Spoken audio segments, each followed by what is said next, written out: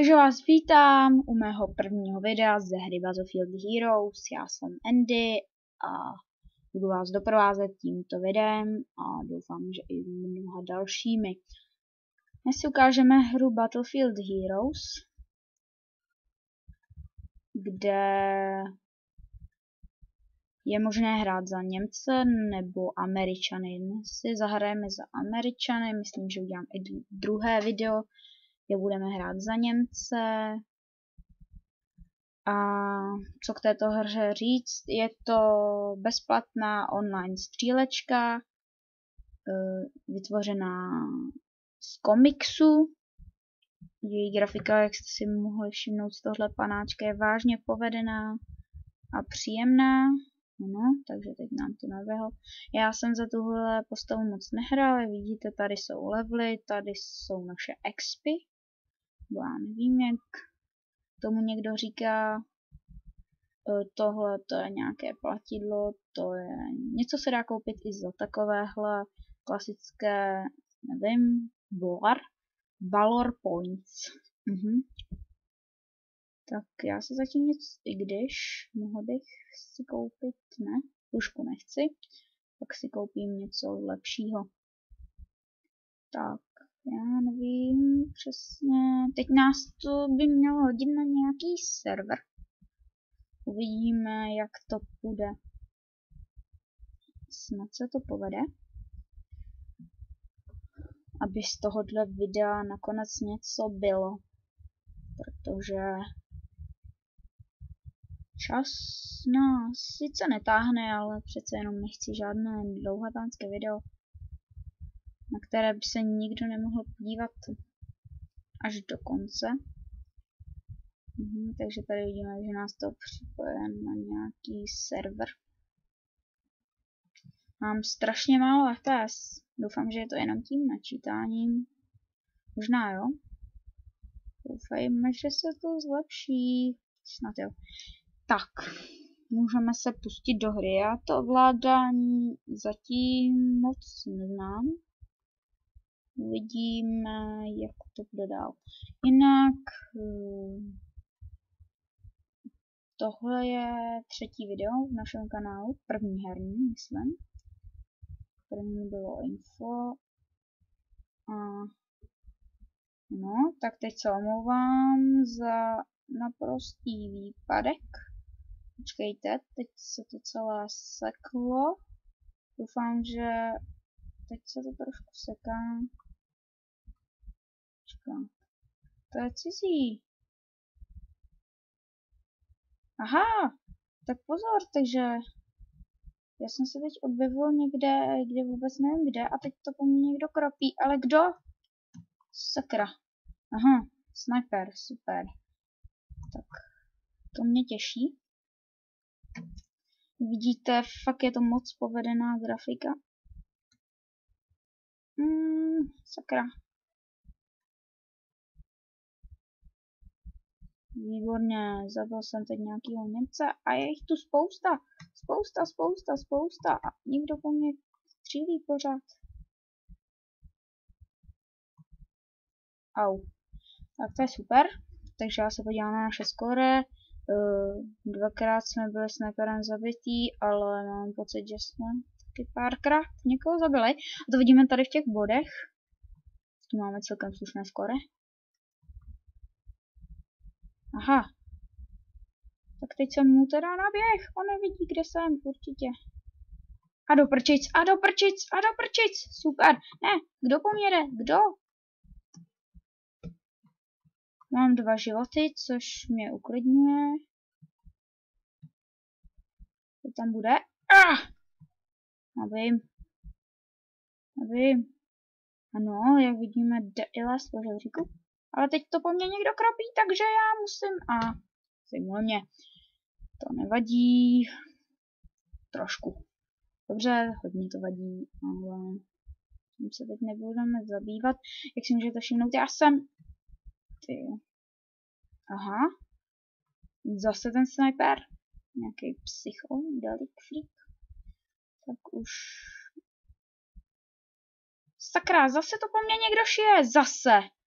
Tak počkat, ale kde on správně. On musí být někde tam. Tak já to zkusím si druhou stranou a podívejme, jestli to bude lepší nebo... Ne, zase to po mně někdo kropí. Kdo? Odkáč. Já fakt nikoho nevidím.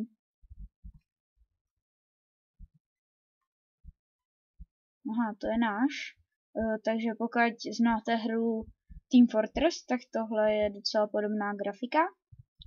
Ale je to od tvůrců EA. Aha, tam někdo je. Já ho nevidím. Já vím, že tam je a to je hlavní. Aha, to je. Zemři. Jsem neviditelný.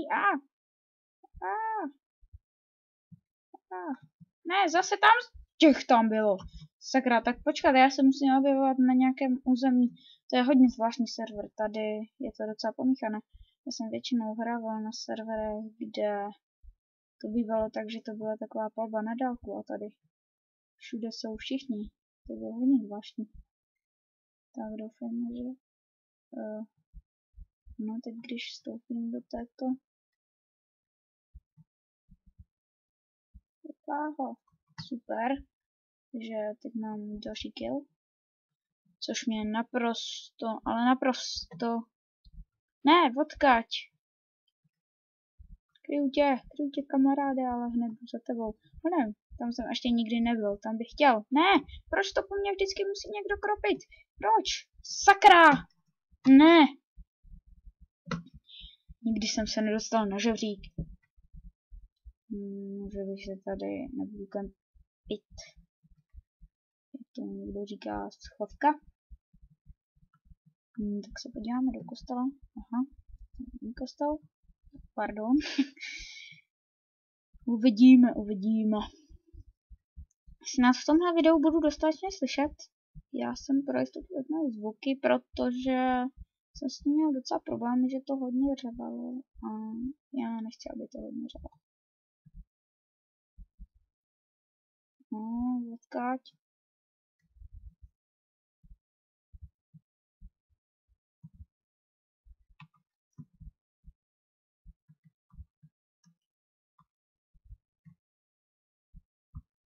Ne, sakra, zrovna když jsem nabíjel. S tím jsem proti něm docela dobrý. No, ty Němci jsou vyloženě lepší, když se kouknete na jejich body, tak to je něco prostě. Mají dvojnásobek toho, co mám já, ale s tím, jak na to koukám, tak jsem docela na to, jako jsem tu chvíli, jsem druhej v žebříčku. Prostě z těch ostatních šikulků. A to je určitě... Jo! Sakra, tam byl. Sniper. Tady vidíte ty střely, jasně. No, ten mě ještě zamává. Tak, super. Takže já si zase vlezu sem na střechu a teď si zkusím jinou zbraň. Wow. Takže další sniper, super, zase ten psycho. Ten je snad pořád na tom samém místě. Aha, tak to je náš. Jo, ještě to jsem to chtěl říct. Ten, kdo zná hru Team Fortress, tak je to hodně podobný a třeba tohle, jestli víte, kdo je to Spy, tak myslím, že nevím, kdo je tohle přesně, ale já jsem vám to teď chtěl ukázat, ale tenhle psychodelik mě tu pořád zabíjí. Ano, tak tu máme teď konec serveru, a vidíme, ne konec serveru, ale další mapa se nám. Takže já už se připravím, super, byl jsem druhý. No, když bych to tak sečet, kdybych byl u té druhé armády, tak jsem šestý, no. Z 9, ale tak zatím jsem to hrál párkrát, ale docela se mi tato hra zamlouvá. Řekl bych, že na online hru je to docela povedená grafika. Když beru třeba hru Team Fortress, který chci... Ne, je tam sniper, kde? Z který chci taky udělat gameplay, tak ta je taky moc povedená. Já se zkusím dostat. Aha, tak já zkusím obsadit tuhle vlajku, obsazování, ale už po mně jdou. Teď tam nějaký určitě bude. Já to věděl. Sejmi ho. Co to má? Sakra. Pomsta sladká. Tak. Teď máme vlajku navíc, myslím. Teď se zkusím taky. Ne.